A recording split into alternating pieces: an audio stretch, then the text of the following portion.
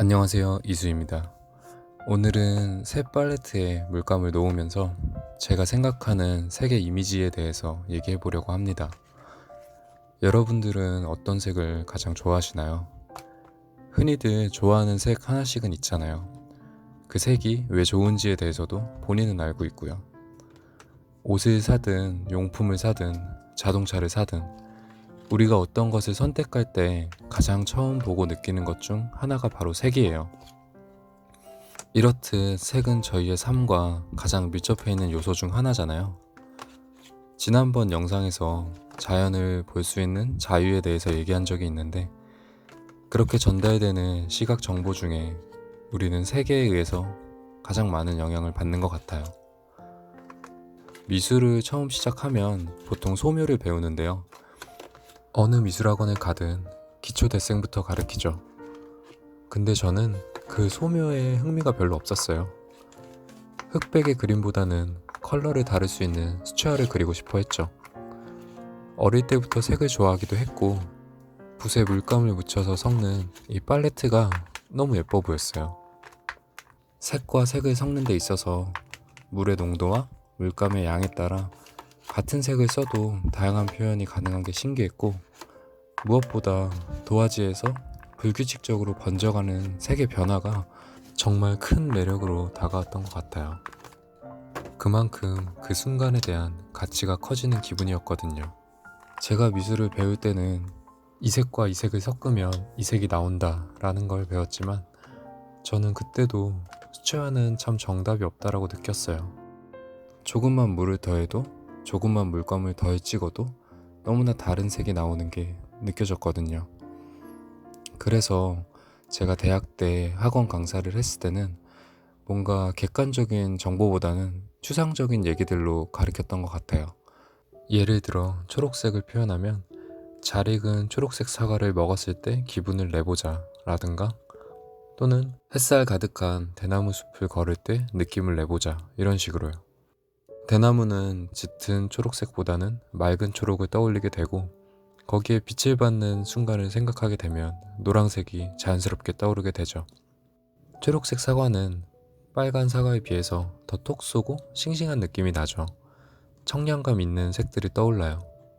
이렇게 흑백의 음영으로는 표현할 수 없는 무언가들을 다양한 색을 통해서 그려나갈 수 있었기 때문에 색이라는 것이 저에게 주는 매력은 엄청 컸던 것 같아요.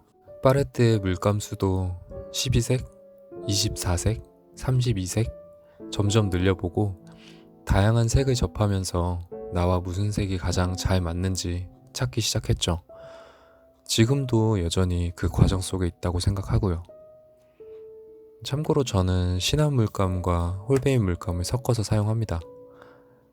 더 나아가서는 다니엘 스미스나 쉬밍케 같은 물감까지도 써보고 싶은데, 현재의 그림풍에서는 지금의 물감으로도 만족하고 사용하고 있어요. 미술을 시작했을 고2 때 저는 한창 사춘기였는데, 색을 접하면서 많은 심리적 안정감을 느꼈던 것 같아요. 조용히 물감을 칠하면서 성격이 차분해진 것도 있지만, 시간이 지나고 그렸던 순간들을 돌이켜보니 색이 주는 영향이 컸다고 생각이 돼요. 처음 색을 배울 때 색은 크게 따뜻한 난색과 차가운 한색이 있다고 배웠어요. 이 두 가지 색군을 볼 때 느끼는 심리적인 온도 차이도 있다고 하는데, 저는 본래 한색을 주로 썼었어요.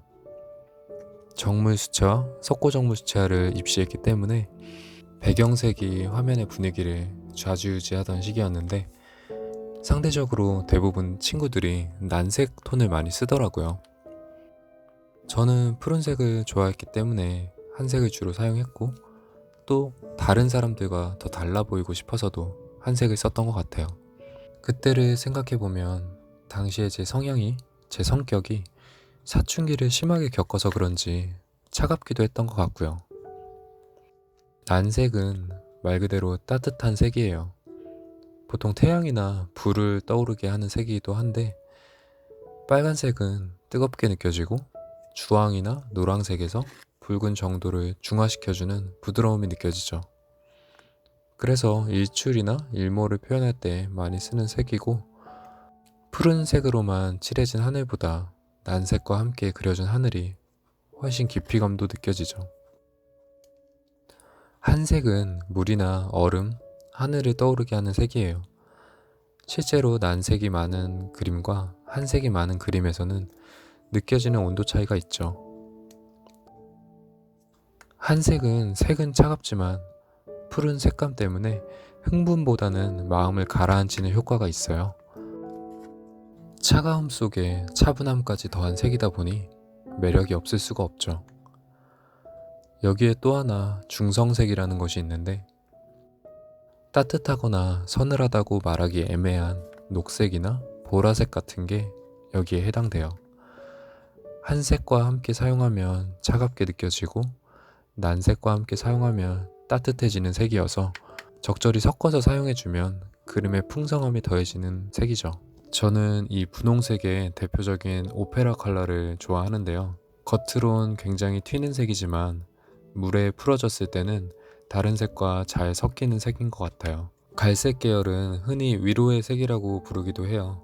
난색 계열에서 가장 폭넓은 중화색을 맡고 있기도 하고, 튀지는 않지만 묵직하게 그림의 힘과 분위기를 더해주는 베이스 같은 색군인 것 같아요.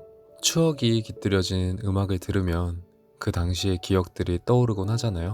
그 음악을 들었던 시기의 시대색, 만났던 사람들, 계절 등이요. 이렇게 음악처럼 기억을 떠오르게 하는 연상 이미지가 색에도 존재를 하는데, 그걸 기억색이라고 해요.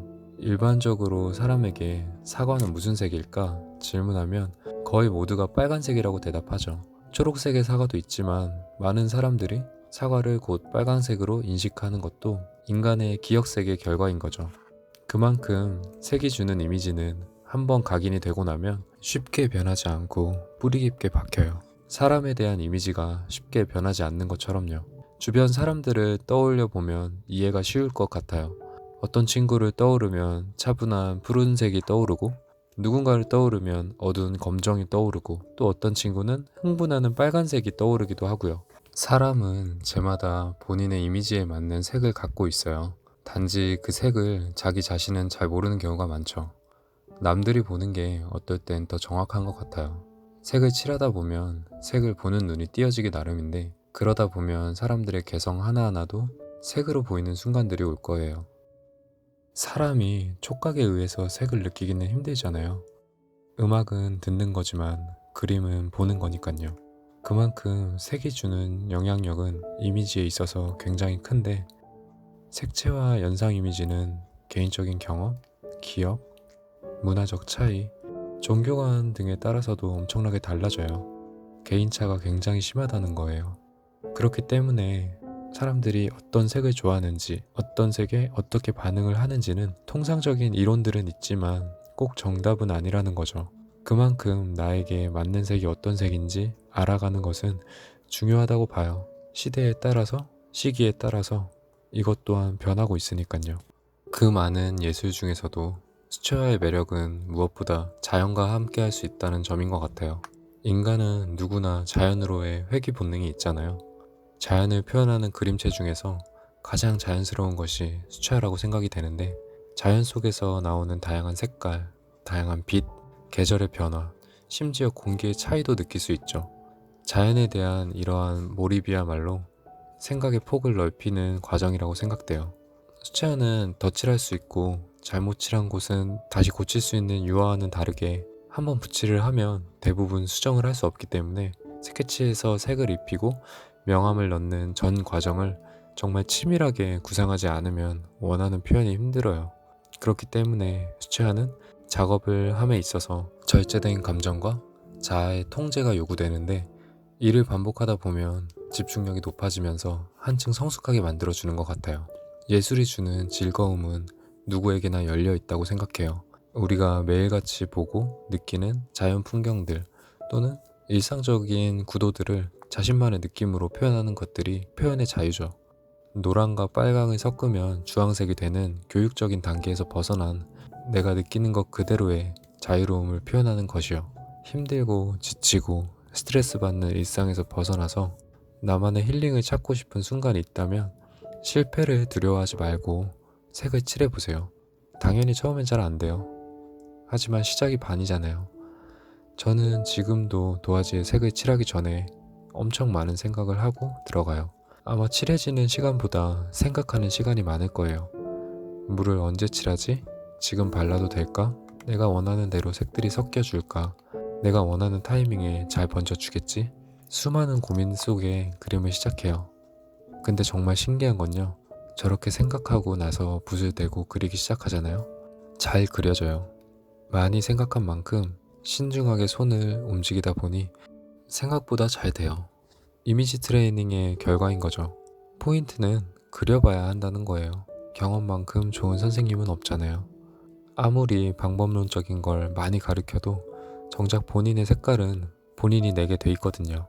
저는 이 영상을 보시는 분들이 본인만의 색을 꼭 찾았으면 좋겠어요. 그게 그림이 됐던, 이미지가 됐던, 삶이 됐던 간에요. 본인의 색을 담은 그림으로 오로지 자기 자신만을 위한 순간의 여유를 느껴보시길 바래요. 긴 영상 봐주셔서 감사합니다.